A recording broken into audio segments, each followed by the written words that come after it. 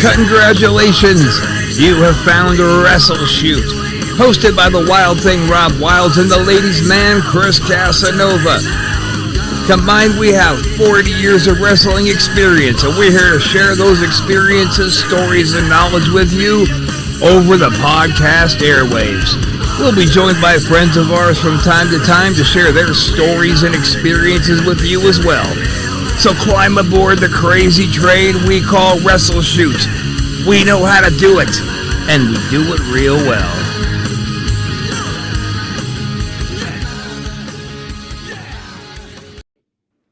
Oh, what's up, people? Don't you just love that song?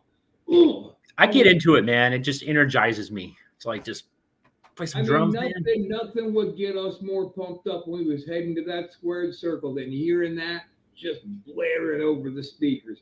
Hit that ring like a house of fire. Welcome to another edition of WrestleShoot. I'm your host, the Wild Thing, Rob Wilds, joined, of course, by the lovely and talented, my hetero life mate, Chris Casanova. What's up, brother? Ooh, that never gets old, man. I love you. I love hearing that every week. I was afraid it was getting old because, like, the last couple times you haven't been like, yay. You've been like, yep, I'm here. But then again, you were on the run from Uncle Jay there for a little bit, so I understand. Man, I don't want to talk about that. That was man.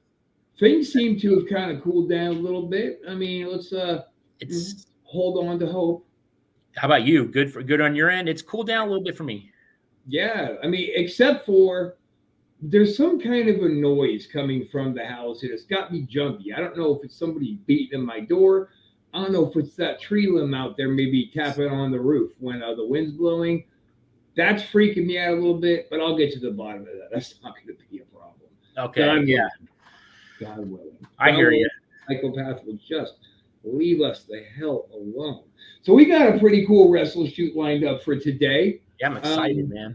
That's right. We got my old buddy, Matt, old school from way back in Pittsburgh. Well, way back in Pittsburgh. I just left Pittsburgh, but from way, way back. You remember that show we did with Doink the Clown in Pittsburgh? It was since before that.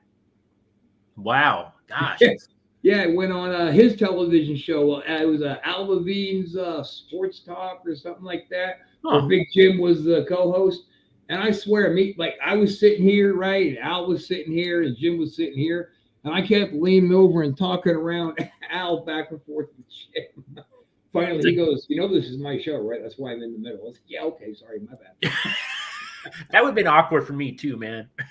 That was a lot of fun. Those guys are cool. Al Levine's a really cool guy, too. I'd love to get him on one of these days. Maybe old Jim can make that happen. So before we bring him on, we're going to start talking about all different kinds of sports. And, you and Jim are a couple of football aficionados. You guys really know your stuff, so might be some fun banter. But either way, we're going to do our show exactly how the fuck we always do it, just the way we want to do it. Exactly. And what we want to do today is get going. Actually, before we do, let me give a big, big shout out, a big hello to our friends listening to us all the way out in Napa, California at the Monticello Winery. Okay. They're listening to us. They've got us pumping over some kind of a speaker, so I want to give them a big what up. So before we get moving ahead, let's jump into Chris Casanova's favorite segment. Unfortunately, Executioner is no longer here with us, so he can't do the voiceover. But, if you can't hang, you can't bang, and you got to get on down that road, and that's just how it is. Cut people, man. I got to trim the fat. It stinks, but it is what it is. Anyway, we're going to go ahead and do Chris Casanova's favorite segment, Epic Wrestling Fail. Yes, I love this. I love this topic, man. It's great. We didn't know we were going to do it today, guys, so I didn't have any time to grab up any pictures to illustrate with this. But we're just going to go ahead and do this with the power of our minds. That's right. I'm mentaling to you right now. Okay, hold on. Can you feel me mentaling you? Yeah, I'm receiving it. Okay. Here we go. All right. So today's wrestling epic fails. His gimmick is none other than Repo Man. Oh, no. God, The Repo Man. What an abortion that was, man. Like, seriously, they tried so hard to, to push this guy, and they just didn't have it. They had nothing else for him, I guess. They're just kind of one of those gimmicks they just throw him. Oh, let's just see how this works. And but why did they have to have something else for him? Like, why couldn't they have just kept him as Smash? You have built one of the most iconic gimmicks ever, and now you're going to change him to the fucking Repo Man? Are you high? You had Demolition Smash. Okay, Axe was hurt. Crush didn't work out. Smash could have so easily gone right back into singles wrestling, and he should have. As Smash, I would have rather hear them calling him Barry Darso than the Repo Man. Well, I would have went that route. I think the whole Smash thing probably would have fizzled out real quick because they went with Smash for a bit, like on little house shows and stuff like that, trying to find something for him. And I think that would have fizzled out real quick. So they had to give him something. Not the Repo Man, though. That was just fucking shit gimmick, man, like overall. And I didn't really understand it. But I think back then the WF had a lot of fucked up gimmicks, like that little streak, man. It was like that. They're just throwing anything on anyone. Like, oh, just go do this for a couple months, and it just never worked. And it's like, wow. But in that case, though, the cream rises because let's use Duke as an example. Duke Drosy, Duke the Dumpster Drosy, was an exceptional worker, and he actually they were starting to give him his dues. They were putting him in some pay-per-views, and they were giving him the run.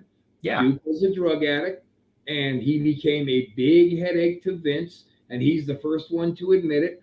Became a big problem, and then he got let go. What if he would have just, for a little bit longer, just shut the hell up and kept making those paychecks? Duke would have probably stuck around. But then you take like the Goon, right? The Goon was garbage. He couldn't talk. He couldn't work. Bastion Booger. That was none of the above. Why would they even hire Bastion Booger? He wasn't anything to look at in the ring. I get he was supposed to be top of the job category, but what the fuck was that honestly about? But the problem is when Vince takes great wrestlers and destroys them. That's the problem. The Repo Man. Yeah. I think at that point, I know the ratings were pretty bad around that time too. Like they were, the draws and the shows were bad. Like it was not really good. That's when Hogan left.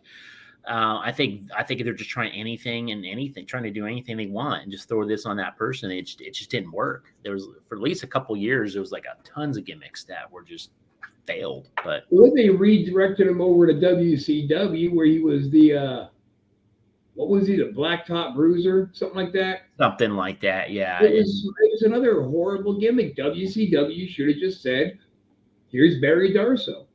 Yeah. Still wear some kind of face paint, still look vicious, and be Barry Darso. Don't wear a trench coat that's got pieces of tire tread cut off and stapled to it, for Christ's sakes. Okay, so you did goodwill, man.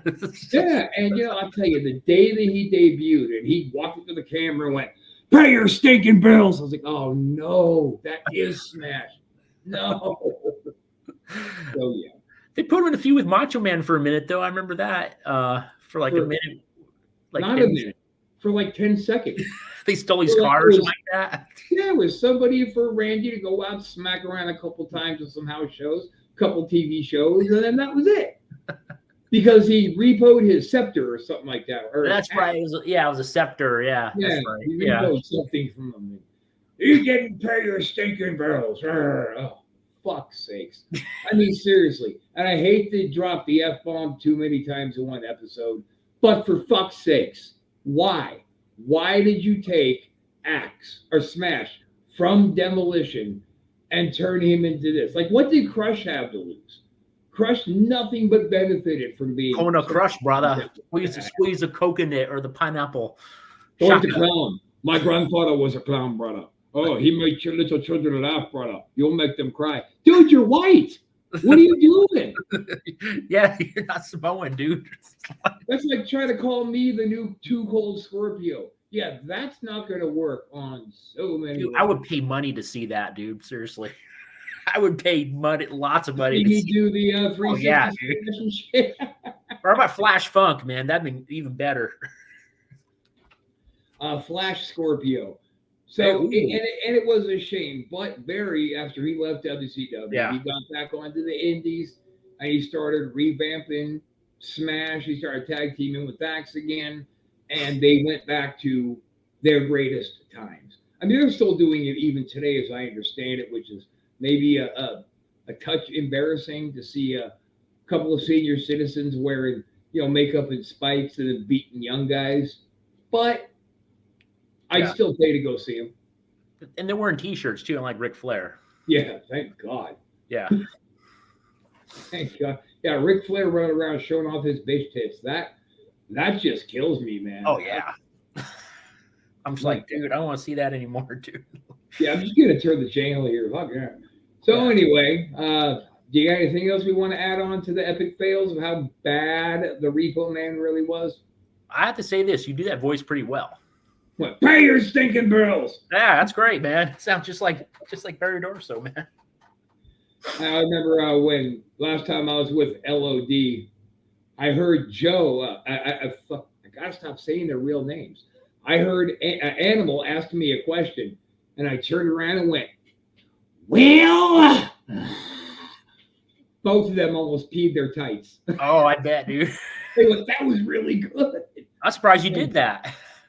Why? I don't know. You'd have known them really well. I mean, they could get pissed, like, stop mocking me or whatever. But, whatever. But I threw a shot in Jimmy Snuka's face, kind of. Most of them missed, but some of them hit him. I didn't care. What's he going to do? Was that the Applebee's? Yeah. Yeah, okay. No, at the hotel. At the hotel. That same night, though. Oh, that same night, but just many, many drinks later. Many drinks, and 2 counties later, he got a shot in the face. Yeah, that was an interesting night for sure. Rob, you're a piece of shit. Tell him, Chris. Tell the brother he's a piece of shit, goddammit. No, Jimmy, just go away, dude. I gotta save your life, man, because Rob's gonna kill you. All right. So, like I said, I did our guests. He has a TV show in Pittsburgh, Pennsylvania called, I believe it's Sports Talk with Al Levine, but old Jimmy's going to straighten me right out if I got the name wrong. But, we had a great time doing his show, man. He's always a cool dude to chat with. He's a huge, huge sports buff. So let's bring him in there, everybody. Smokin Jim Frazier. My dude. Look at him. He looks like a freaking box. Has his fist up. It's like ready to go, man. You guys better keep it good today or else. Hey, thanks, Rob and Chris, for having me. It's a tremendous honor to be on with you guys. Oh, you pay us way too much credit. Continue, though. Yeah. Please carry it on. Well, Jim, why don't you give us a little bit about your sporting background? Yeah. Well, I played football. I played on a state championship team that ended up being ranked 5th in the nation, USA Today. Played college football, ran track, was a 3-time captain. Got involved in the media side by profession. I'm an NFL scout, and I used to send my scouting reports to all the general managers in the National Football League. Oh. And I had a mail order business for some customers. And one of the barbershops that I delivered to just so happens that one of the sports radio personalities got his hair cut there and brought me on to the biggest urban radio station in Pittsburgh called Whammo. And so, we were on there.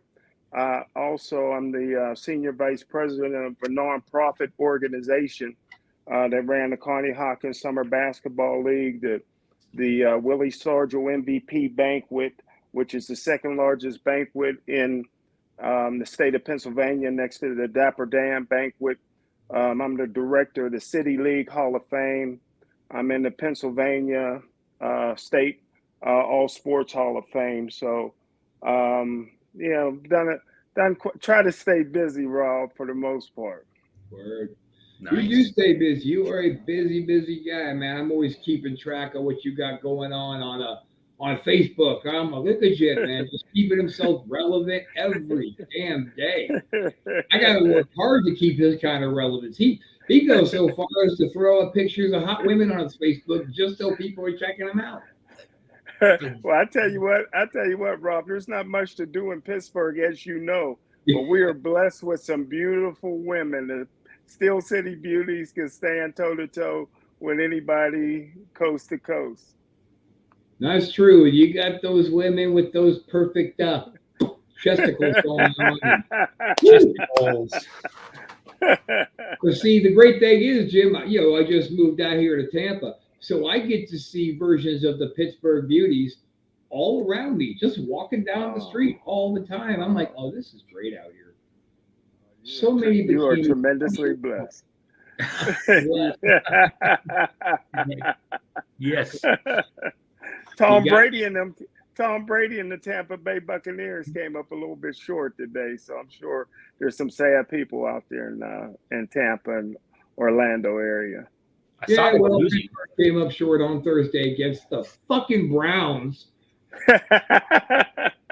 Yeah, I say it like that because Castanova's a Browns guy. Sorry, buddy. Sorry. That was a hell of a game. That was a good game. I really enjoyed it. Even though Pittsburgh lost, I still enjoyed the hell out of it. You guys need a quarterback, man. Mitch Trubisky ain't going to do it. Well, you said it right, Chris. You know, the main thing is the arrogance of the head coach, Mike Tomlin. Everybody loves him. But Mike Tomlin is a coach that won't admit when he makes a mistake. He drafts these first-round draft choices that are busts. Jarvis Too Slow Jones couldn't play a lick. They kept him for 5 years. Artie Burns couldn't cover either one of us, and they kept him around for 5 years. They hate to admit when they make a mistake, and that's the main thing. Mitch Trubisky does not fit in this system. Canada, the offensive coordinator with the chuck and duck offense, does not fit what they want to do. They invested all their money in defense. I said on draft day in 2017 that TJ Watt would be the greatest linebacker in Steeler history. Now I'm saying he's the greatest player in Steeler history. Instead of retiring Franco Harris's number, they should have retired TJ Watt's number. They can't smell the quarterback the last 2 weeks without TJ Watt. You know, Everybody knew last year the offensive line was a turnstile. Arrogant Mike Tomlin does nothing to upgrade the offensive line. You know what I mean? And that's the biggest problem. Right now, you got some outstanding receivers, George Pickens, Clay Chasepool, Johnson. Freiermuth is a great tight end, but it's 3rd down and 3, and you're throwing a 2-yard route, and then you're punting the football. There's zero excuse for that. Yeah, exactly. You hit around the button, man. They have great talent at receivers. But yeah, just offensive line and the quarterback play, just terrible. If they can clean that up, they could be. But I give Pittsburgh this though; they always try to stay relevant. Though they're pretty consistent with their playoff runs, and they're always in it to the last minute. But again, I think if they clean their stuff up, I think they could be okay. But they're supposed to be in it to win it, not until the minute. What always helped Pittsburgh out over the years is they're one of the top 2 or 3 sports franchises in the world. Everybody wants to play for Pittsburgh because when you play Monday Night Football, Thursday Night Football, you focused on ESPN and NFL Network. So the Steelers always did a great job of getting veteran free agents to come in from other teams because they play for Pittsburgh. You get lost in some of the other cities. You can do great and never create a name for yourself. You play for Pittsburgh and you're on your way to the Hall of Fame. I was with Darrelle Revis. His first time he held out with the New York Jets, he was Revis Island. And we were at the Rivers Casino here in Pittsburgh, and he had his hoodie up. He was holding out. I'm like, Darrelle Revis, put your hoodie down. Don't nobody in Pittsburgh know who you are. You could be the 3rd string punter in Pittsburgh and you're a celebrity, but if you play for another team, they really don't know you. Curtis Martin can walk up and down the streets of Pittsburgh in half, but Jerome Bettis stepped 1 foot out his door and he gets mobbed like it's the Beatles.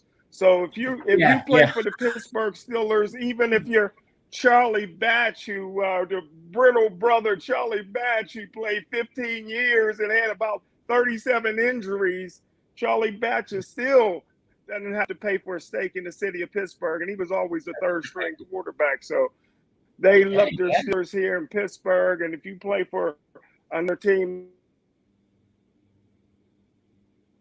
He froze up on us. You still with me, Chris? Yep, I'm here. There we go. You're sideways there, boss. I am the leprechaun. No. Everybody turn your computer monitors to the side, but then we'll be sideways. We're the super. I could turn like this, maybe, like turn. Yeah. Oh, that doesn't feel right. Yeah, my neck's hurting. I can't do that. I think he froze out on us. He'll probably come back in. I'm sure. So what happens when you use your cell phone? It just doesn't always hold. I had nothing but trouble with the internet in Pittsburgh all the time. Oh yeah. The cell phone thing kind of works for a bit and then kind of fizzled out. All right, we'll just go ahead and send Jim back until we see that he's moving again. All right, cool. I wanted to ask him our standard question, Chris. Do you think that I should? Oh, but the Mr. Yeah, see what his take is on a certain one of our favorite former horsemen. Everybody gives you the same answer, except for who was the one last week that said that could whip your ass? Was that last week? I don't remember when that was. But yeah, somebody recently said Paul Roma could whip my ass, and I laughed that night like a little girl. Did you? Laugh yourself to sleep? Oh, yeah. And then I woke up laughing in the morning thinking about Roma kicking my ass. Me? Roma, I'm the legend killer, dude. You ain't got nothing upon nothing to bring to me, dude. You old broken son of a bitch. But we'll see when Jimmy comes back, if he comes back. I'm pretty sure he's gonna come You back. should do the Ron Burgundy thing. I joked about it later. I wrote in my diary. I laughed very hard about it later. I wrote it in my diary. That's a good one. Got to remember that. So a little status update for everybody on our favorite guy, Creepy Jimmy. He got his biopsy results back, and he did come back positive for throat cancer. Then his doctors swooped in and told him that they caught it very, very early, and what he has in particular is very treatable. So they're getting moving on it early, and right now we're just going to keep on, praying for him and thinking good thoughts for him, and he will recover. I figure he's just too creepy to die, right? Like the Reaper's going to show up and be like, "Okay, Mr. Castle." He's going to say, "Oh, yeah." Reaper's going to say, "Whoa, Yeah, I'll come back, man. I'll come back. You just hang out here." Yeah, I'm a little weirded out right now. So, anyway, Wrangler Dave's out there in Napa. He's working on the Marcello winery, helping pick the grapes and whatnot. Sounds kind of cool. Maybe we should take ourselves out there and pay them a visit one of these days. Have you been to a winery? Oh, sure. Yeah. Well, my mom grew up in Napa, so my grandparents lived there. And Okay. we did all kinds of the local Napa things, and the wineries are fun, except one of them we went to. And I can't remember the name of it, but I swear for God, that castle-looking winery was haunted. Yeah. I saw people where I shouldn't have saw people. It's the truth. Really? Just seeing ghosts and shit? Or Like people clearly standing in windows of parts of the winery that have been shut down for safety hazards, that they have deadbolted and chained, yet there were people in there. Oh, wow. Just kind of watching out the window? Yeah, just checking it out. Wow. Just kind of wave at him or what? Or I dropped my pants down, shook my junk at him, then ran away and hid and cried. hid and cried? Wow. Okay. That was a little too much, but Well, shit. I hope Jim's coming back. yeah, did he get probably in a bad area or something? Who knows? Pittsburgh in itself is a bad area for internet. It's rough, man. It's rough. It's rough, Jack. It's rough, baby. Damn. I was going to ask him what his Mount Rushmore of wrestling was today. I mean, I know that's going to include me, but I'd like to hear his other 3 picks. You think it's going to be? Yeah. Someone did throw that out there one time that they included you. Everybody has included me, at least honorarily. Everybody's included me because I'm that great. I'm that wonderful. I'm that full of shoes. Wait, what? Full of Who what? said that? I don't know. I heard something full of. Cut that part out, God damn it. Gonna do cut. Say I'm full of bull sugar. I'm not having it. And you know what sucks is the one thing that kind of stinks about not having X around or not having a guest in with us right now is we can't do the lives and laughs. Because you know all my stories, so you know which ones are real and which ones are bull sugar. I know. I had to sit pretty much all those out. I know. Yep. Oh yeah, bullshit. Yep. I actually was there, so no, that did. Yeah, I was there. That I don't believe you. Yeah, I don't. But I tell you, man, I feel like the last one I did, I got busted out for bull sugar pretty quick. But I feel like for the most part, when I'm trying to tell the story like it really happened, but it didn't happen, I can be pretty convincing. Well, you do have a story. You do have a story voice. Like you kind of have that like story time voice where you're kind of talking, and people are generally like interested. Like okay. See, I was going to ask what you meant by that. If you were saying I have a story time voice, like Rob starts talking, we fall asleep, or if you were going to say, we're riveted by your story. No, you got some. Yeah, there's definitely some motivation there. Trust me, there's people that you fucking talk, man. You just want to fucking like rip your ears out. You're like, dude, I can't listen to this anymore, dude. Oh my goodness! I just realized we have the Anti-Social Network podcast group up for our background, and let's get back to our roots. That looks much fun.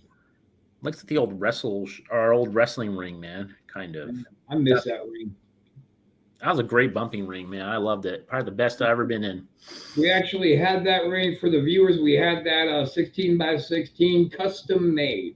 I drew up the plans myself. We took it to a welder, brought it back in, got it set up for the first time, took our first bump, and was like, whoa, that's how a ring is supposed to feel. So that's like my Al Bundy, 3 touchdowns in one game, Peg. Damn it, Peg. 3 touchdowns in one game. Do the Heisman pose, right?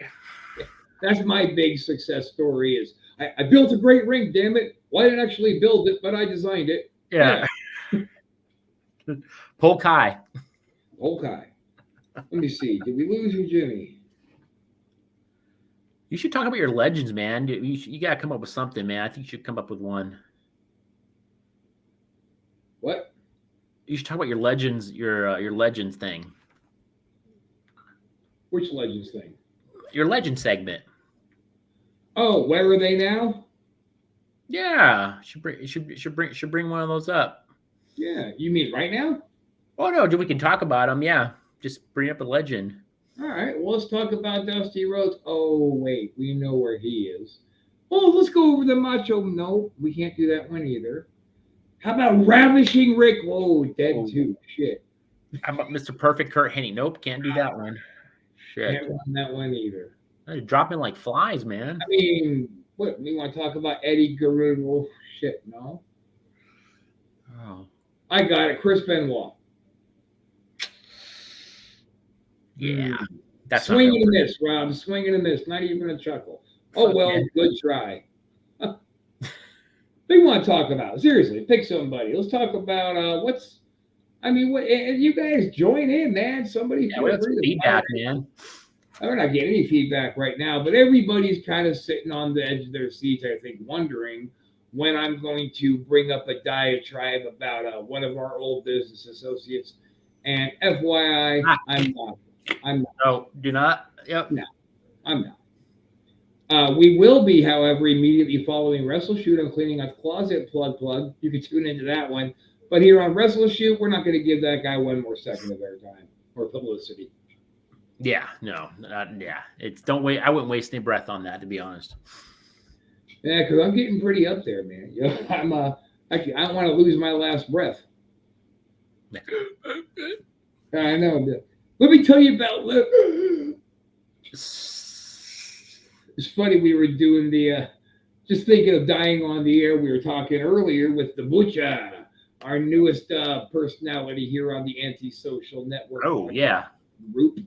And we just made a little spoof about Elizabeth and how then we started talking about Dead Snow. It's a zombie, horrible Swedish subtitled movie. So he says so bad it's good. And I was like, well, I mean, Elizabeth surely hadn't have seen that movie. He said, I don't know, maybe she might have. I said, maybe she's not dead. Maybe she's just hiding from the hideousness of that movie. Oh, And wow. he goes, you know, the snipers are outside my window right now, getting ready to put one in the back of my head if we don't stop talking about her. I'm Wow. like, no, dude, let's get you whacked live on the air. That sounds awesome. That right there, that's content. That is some serious fucking content, man. He's a cool guy, the Butcher. He's going to fit in really well with us. And anybody listening, we are accepting applications from personalities who have unique and innovative show ideas. Just keep in mind that this network is not for kids shows. If you want to do a cartoon review, you're on the wrong station. Yeah. Jack.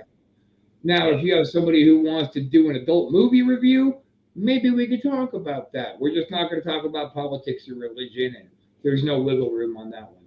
Unless we're doing a parody show. Now, I would love to get a good satire show on. That would be funny. Okay. That would be, actually. That would be funny. Yeah. Like, I started talking about we're recruiting and all kinds of people left. Come back, you dirty, two-faced, half-hearted sons of bitches.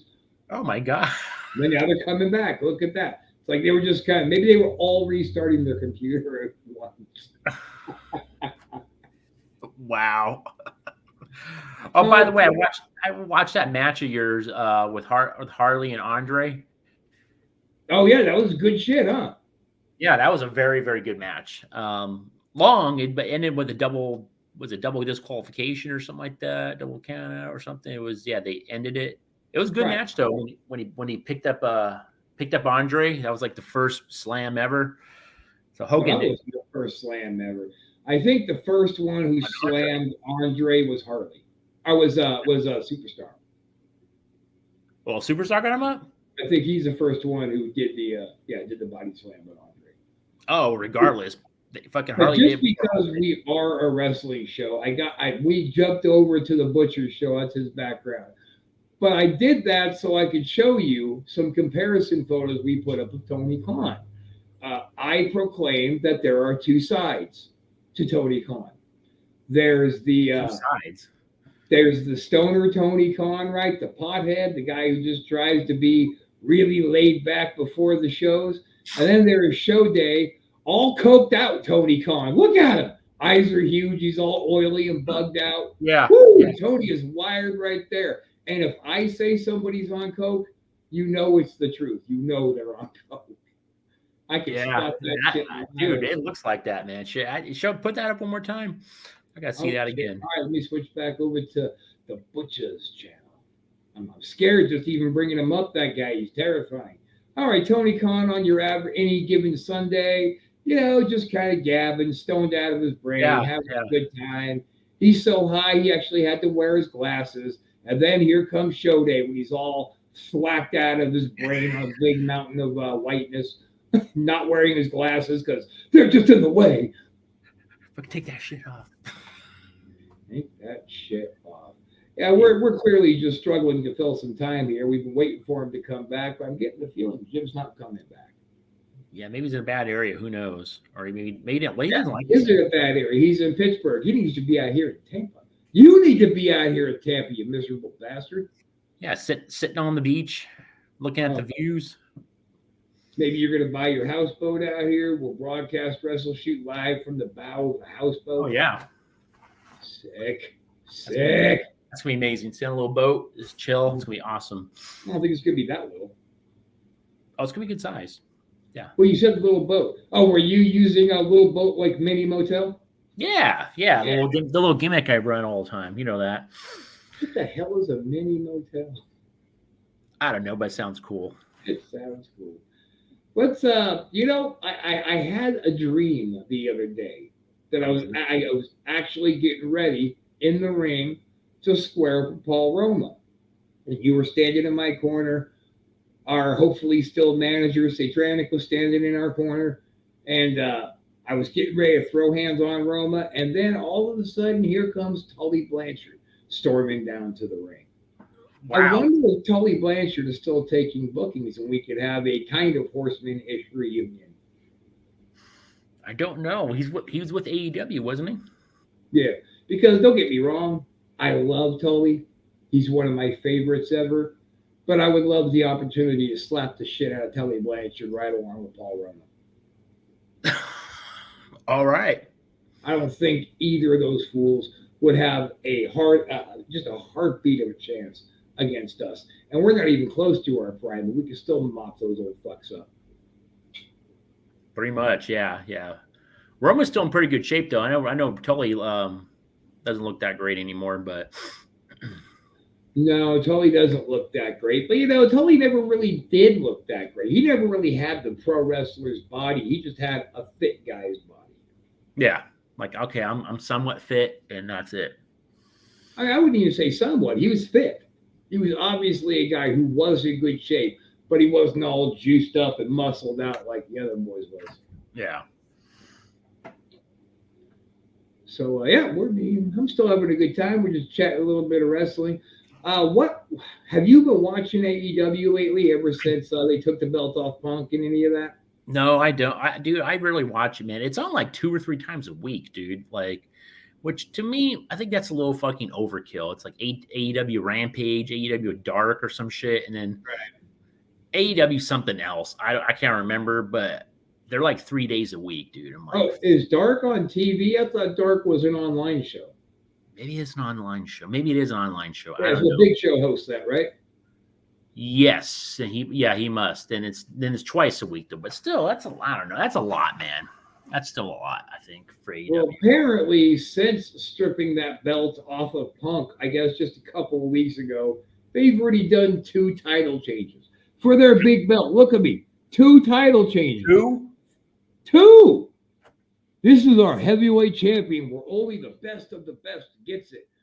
They're going to trade it off every week. What the? That just back in the days when you would have the belt, you got the belt, you'd have it for like a year. Minimum. It doesn't matter, dude. It has no merit anymore. It doesn't matter. They change it so often. It's just I remember back in the day when the Intercontinental title was legit. It was like the shit to have, that title. Do you remember? You remember those days, obviously, right? That was the only other belt that a singles could get, so it really meant something. It was as coveted almost as Hogan's belt because it was the only other belt available. Then they introduced the European Championship. Everybody kind of went, whoa, now there's one more belt? That's cool. Everybody really received it well because now there's more than just one belt that the guys who aren't getting the big belt match. Right. Do. They have the tag team. They had Intercontinental Heavyweight, and then European, and those belts fucking meant something. Yeah, they did, but it doesn't anymore. It just doesn't, dude. They throw the strap on someone and like, oh, let's just. I hate the transitional champions. I hate those, man. You know what I'm talking about when they put it on someone for. But they've had those for 1,000 years. I hate that. That's what Iron Sheik was, a go-between. That's what Bob Backlund was a go-between for Brett and Diesel.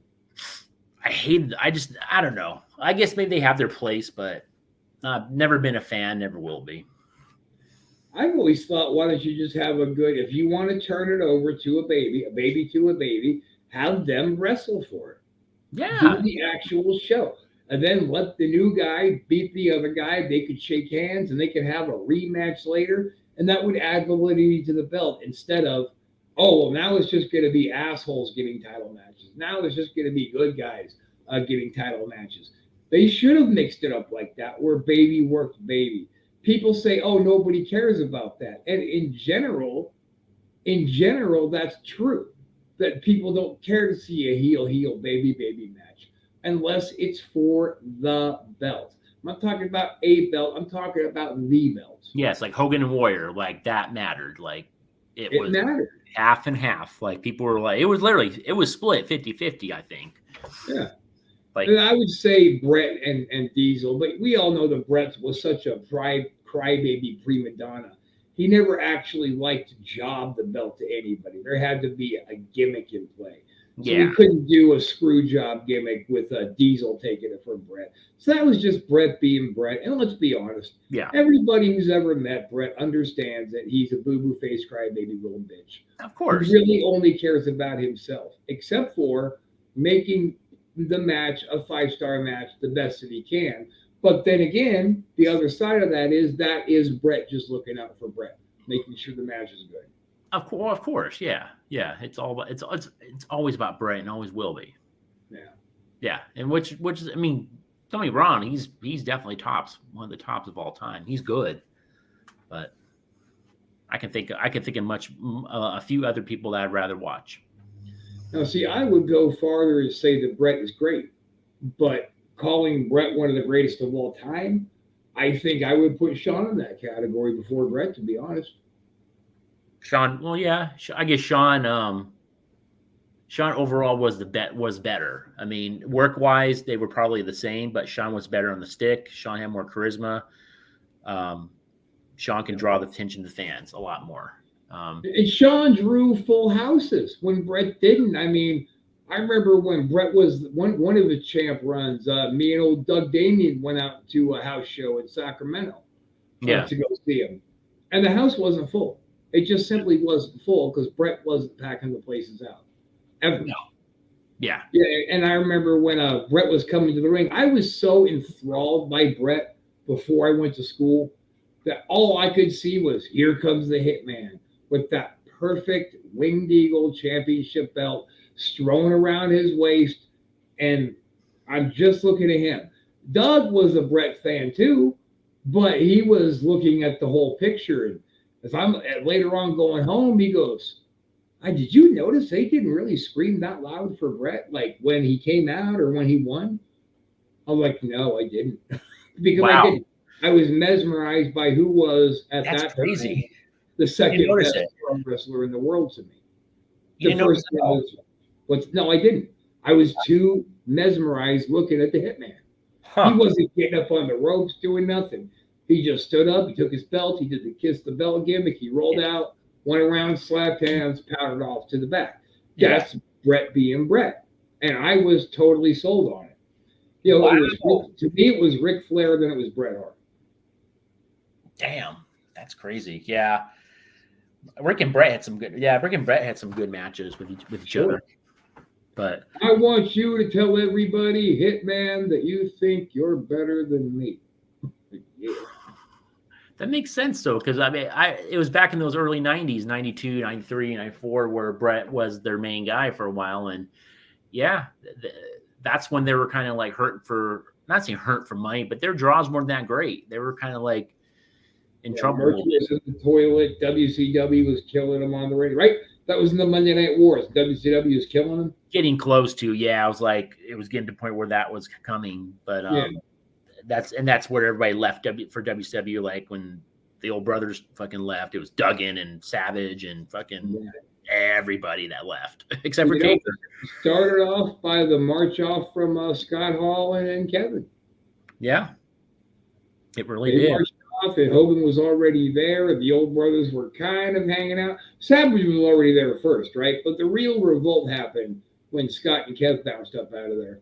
Yeah, that's when the main ones started fucking following, and that's. But I'll give the ones that stayed credit though. Fucking the Taker and Vince is like, you know what? I'll just start over with my own fucking guys. Go ahead. You can have Hogan and Savage, and I'll make The Rock and Steve Austin. Yeah, we're gonna give this Hunter kid a push, and we're just gonna do it all. And he decided who his new stars were gonna be, and sure as shit, they were the new stars. And that's what I tell people all the time. They're like, well, why did this guy come out as popular as this guy when he was every bit as good, maybe better? Yeah. Why was he still underneath? That's because that's not who Vince told us to like. No, not at all. And I give him credit. It took a while to catch WCW, but eventually they did. I really, based on just conflicting reports, just things I've heard from different people who were around the office back in those days, were saying that Vince wasn't really trying to beat them in the ratings during that time frame when he was creating Austin and Rock and giving them all their big push. as I understand it, Vince's general attitude was, okay, let them have those ratings tops for a little bit while we're making our next generation of big stars. Because Hogan was played, Randy was played, all them guys were played. You only had, at best, 5 good years left out of them. That's true. Yeah. So Vince was like, you guys kind of did me a favor. You're taking all my leftovers and getting them out of my fridge so I can put some fresh food in it. And he did. And he's like, he probably bought his time. He's like, I'm going to buy my time and wait until this builds up. He knew what he was doing. I give him credit. Guy was a fucking genius. We also know, we're not going to get into this, but we also know as far as what he was doing with the hostile takeover, he knew what he was doing. Yeah. Oh, of course. He always has an alternate. He already has a plan of the alternate plan ready to go. Oh, he had that plan. That hostile takeover, he had that going for years. And the guys giving the mark reports, they're always leaving those parts out because they're afraid of litigation, and so are we. So we're not gonna get into that. No, not at all. I'd rather talk about Vince paying off chicks to screw them than talk about that. Oh, yeah, that's been going on for years. Yeah. And it's funny that these women come out of the closet and basically out of themselves as prostitutes. Yep, I had sex with Vince McMahon and he paid me for it. What? You just came right out and admitted that? What?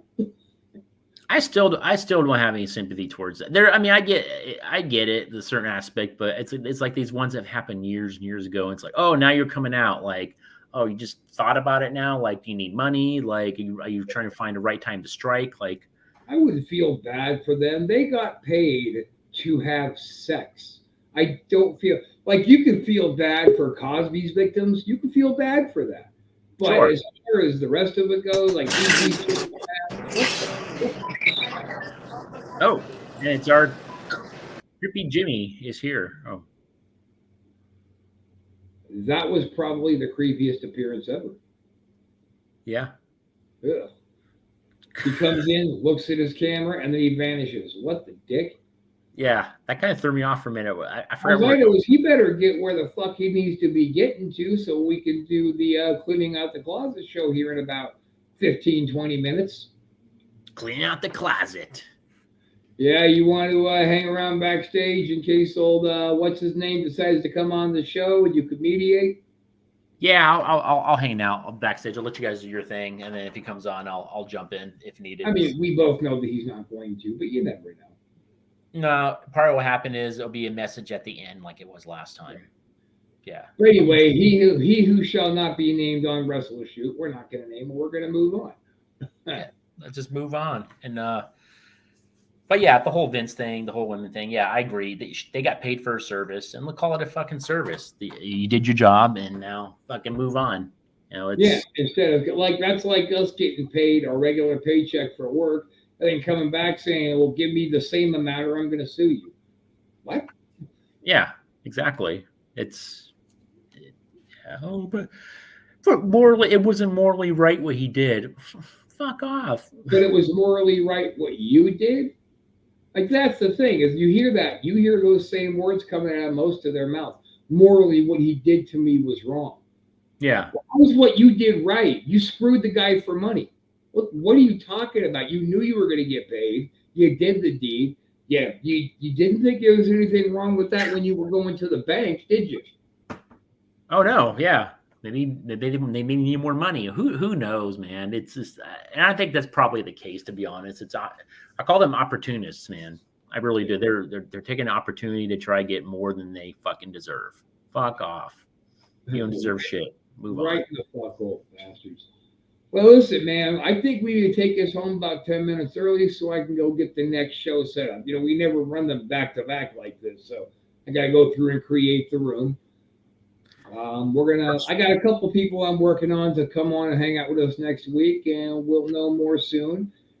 It was cool having Jim hang out, if only for a few minutes. I think you two should have a little show together, at least just maybe a one-time shot, see how it works out. Yeah, it'd be great, man. I know we've been talking about throwing some ideas around about that, but yeah, I may be down for it in the future.